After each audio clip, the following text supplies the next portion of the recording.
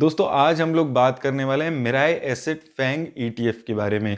तो दोस्तों जैसे कि मैंने आपको कई बार बताया एक ईटीएफ वो एक्सचेंज ट्रेडेड फंड होता है जो किसी एक पर्टिकुलर इंडेक्स को ट्रैक करता है और उस पर्टिकुलर इंडेक्स में जो भी रिटर्न मिलेगी उसके आसपास की ही रिटर्न आपके ईटीएफ में भी आपको जनरेट होगी। अब दोस्तों बात आती है अगर हम इस पर्टिकुलर इंडेक्स की बात करते हैं तो ये पैसा लगाएगा आपका फैंग इंडेक्स में।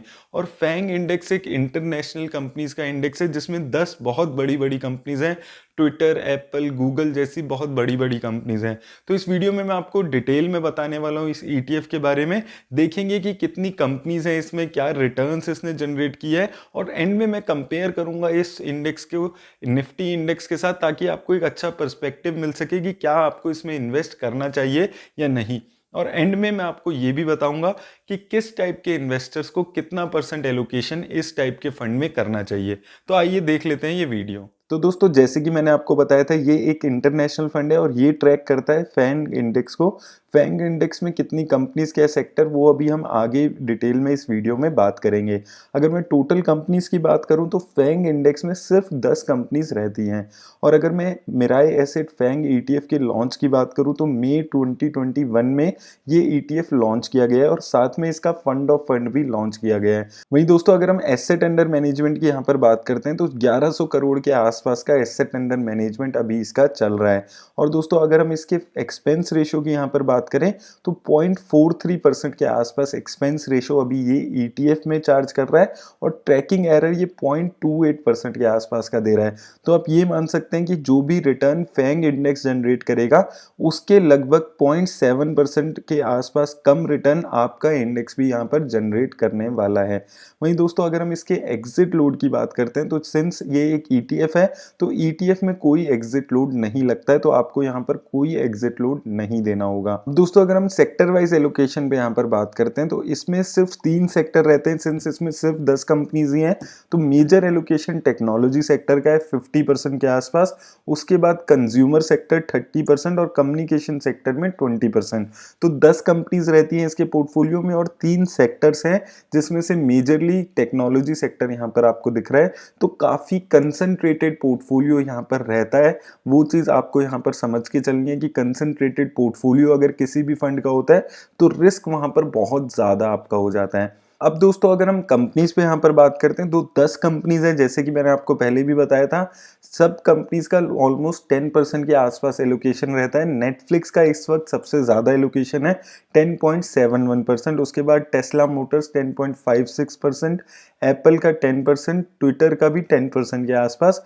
उसके बाद आ जाता है अल्फाबेट इंक यानी कि गूगल में भी 10% के आसपास, अमेजॉन में बाइडू, निविदिया कॉर्प, फेसबुक और अलीबाबा ग्रुप, ये 10 कंपनीज इसके पोर्टफोलियो में रहती है। तो दोस्तों ये सारी कंपनीज आपने लगभग सारी ही कंपनीज का नाम सुना होगा। नेटफ्लिक्स एक बहुत बड़ा स्ट्रीमिंग जाइंट बन चुका है। टेस्ला मोटर्स ईवी में बहुत ज़्यादा इसका नाम है, बहुत अच्छी रिटर्न्स इसने बहुत लंबे टाइम में अपने इन्वेस्टर्स को जनरेट करके दिया है। एप्पल हम काफ़ी फेमस ब्रांड है, आपने सबने नाम सुना होगा। ट्विटर, गूगल, अमेजॉन, लगभग इन सभी कंपनीज का आपने नाम सुने होंगे। तो इन 10 कंपनीज में से 8 कंपनीज यूएस की कंपनीज हैं। उसके अलावा बाइडू और अलीबाबा ये नॉन यूएस कंपनीज हैं। अलीबाबा चाइना की कंपनी है जैसे आप सभी को पता ही होगा, एक बहुत बड़ी ई कॉमर्स की ये कंपनी है। उसके बाद बाइडू एक कंपनी है, इसका हेडक्वार्टर हांगकांग में है। तो 10 बहुत बड़ी कंपनीज, बहुत अच्छी रिटर्न्स देने वाली कंपनीज इसके पोर्टफोलियो में रहती है। लेकिन दोस्तों सिंस यहाँ पर सिर्फ 10 कंपनीज हैं तो ये एक बहुत बड़ा रिस्क ये फंड अपने साथ कैरी कर रहा है कि अगर इनमें से कोई एक कंपनी भी आने वाले टाइम में कम अच्छा परफॉर्म करती है या अच्छे से गिर जाती है 20-30%, तो उसका इम्पैक्ट इस पूरे के फंड के पोर्टफोलियो पे, इस पूरे फंड के रिटर्न्स पे आपको देखने को मिलेगा। तो ये एक बहुत बड़ा रिस्क है जो इस फंड के साथ जुड़ा हुआ है, जो मैंने आपको कई बार पहले भी बताया है कि इस फंड के साथ जो सबसे बड़ा रिस्क है वो यही है कि सिर्फ 10 कंपनीज इसके पोर्टफोलियो में है। हालांकि ये 10 की 10 कंपनीज बहुत ज्यादा नामी कंपनीज हैं। पिछले कई सालों में बहुत अच्छी रिटर्न्स दी हैं। लेकिन आपने अगर टेस्ला मोटर्स का पता हो कि बहुत ज़्यादा इसकी वैल्यूएशंस बढ़ चुकी हैं, तो अगर बाय चांस कोई नेगेटिव न्यूज़ इन कंपनीज में से किसी भी कंपनी में आ जाती है और वो 20-30% भी यहाँ पर गिर जाता है, तो आपके ओवरऑल पोर्टफोलियो पे बहुत ज़्यादा नेगेटिव इम्पैक्ट आपको देखने को मिल सकता है। तो ये चीज़ आपको याद रखनी है। हालांकि ये जितनी भी कंपनीज है, ये बहुत अच्छी कंपनीज हैं जो बहुत लंबे टाइम से अच्छा परफॉर्म कर रही है। वहीं दोस्तों अगर हम इस ETF की रिटर्न पे बात करते हैं, तो सिंस ये एक काफ़ी नया ETF है, तो यहाँ पर ज़्यादा रिटर्न पे बात करने के लिए नहीं है। अगर आपने इस मई में यहाँ पर 10,000 रुपये इसमें लगा दिए होते, तो वो पैसा आपका 12,000 के आसपास हो गया। तो 40-45% की एनुअलाइज्ड रिटर्न इसने जनरेट किया है। दोस्तों ये जो मिराई एसेट का ETF है, ये नया है, लेकिन ये जो फैंग इंडेक्स है, ये काफ़ी पुराना इंडेक्स है। तो इस इंडेक्स की रिटर्न को मैं एक बारी कंपेयर करके आपको दिखाता हूँ नैस्डैक 100 और निफ्टी 50 इंडेक्स की रिटर्न से, ताकि आपको एक समझ आएगा कि ये रिटर्न्स कैसी जनरेट कर रहा है। अब दोस्तों अगर हम वन टाइम इन्वेस्टमेंट पे रिटर्न में बात करते हैं, फैंग ETF, नैस्डैक 100 और अपना इंडिया वाला निफ्टी 50 इंडेक्स को, तो 5 सालों में आप देखेंगे कि जो फैंग इंडेक्स है, इसने 43% की रिटर्न दी है।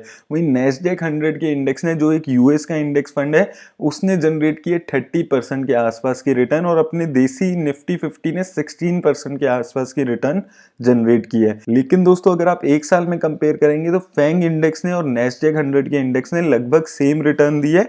वहीं इंडिया के निफ्टी 50 इंडेक्स ने 52% के आसपास की रिटर्न दी है। तो पिछले एक साल में जो इंडियन मार्केट है, उसने फैंग और नैस्डैक दोनों को बीट किया। हालांकि अगर हम लॉन्ग टर्म में देखते हैं, 5 सालों में देखते हैं, तो यहाँ पर सबसे अच्छी रिटर्न फैंग इंडेक्स ही यहाँ पर आपको दे रहा है।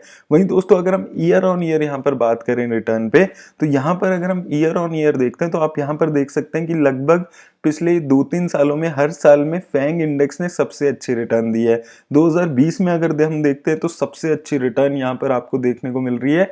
108% की रिटर्न इस इंडेक्स ने जनरेट की है। उसका सबसे बड़ा रीजन दोस्तों टेस्ला मोटर्स है। टेस्ला मोटर्स ने पिछले 1-2 सालों में बहुत ही ज़्यादा अच्छी रिटर्न्स जनरेट की है, और यहाँ पर उसका इम्पैक्ट इस इंडेक्स के ऊपर दिख रहा है कि इसने 108% की रिटर्न जनरेट की है। वहीं दोस्तों अगर हम पहले थोड़ा और पीछे चलते हैं, तो 2019 में भी इसने काफ़ी अच्छी रिटर्न्स जनरेट की है। लगभग नैस्डैक 100 के आसपास की ही रिटर्न जनरेट की है। और दोस्तों अगर हम पिछले 8 कैलेंडर ईयर्स में देखते हैं, तो उसमें से 6 कैलेंडर ईयर्स में फैंग प्लस इंडेक्स ने नैस्डैक 100 और निफ्टी 50 को बीट किया है। तो रिटर्न्स इसकी बहुत अच्छी हैं, इसमें कोई डाउट नहीं है, लेकिन आपको रिस्क समझ के ही यहाँ पर चलना चाहिए। अब दोस्तों बात आती है कि किस टाइप के इन्वेस्टर्स को इस फंड में इन्वेस्ट करना चाहिए। तो दोस्तों अगर आपका जो रिस्क लेने की कैपेसिटी है, एपेटाइट है, वो वेरी हाई रिस्क लेने वाले इन्वेस्टर हैं आप, तो ही आप ऐसे इंडेक्स में पैसा लगाने के बारे में सोचें। अगर आप कम रिस्क लेते हैं, आप मॉडरेट रिस्क लेने वाले इन्वेस्टर हैं, तो आप फैंग प्लस इंडेक्स जैसे फंड को अवॉइड करें। रिटर्न की अगर आप देखेंगे तो बहुत अच्छी रिटर्न है, इसमें कोई डाउट नहीं है, लेकिन दोस्तों वहां पर रिस्क भी बहुत ज्यादा है, क्योंकि अगर एक भी कंपनी इसकी अंडर परफॉर्म करती है, तो उसका इंपैक्ट इस पूरे इंडेक्स पे आने वाला है, और वो एक लंबा अंडर परफॉर्मेंस आप इसका आने वाले टाइम में उस वक्त देखेंगे।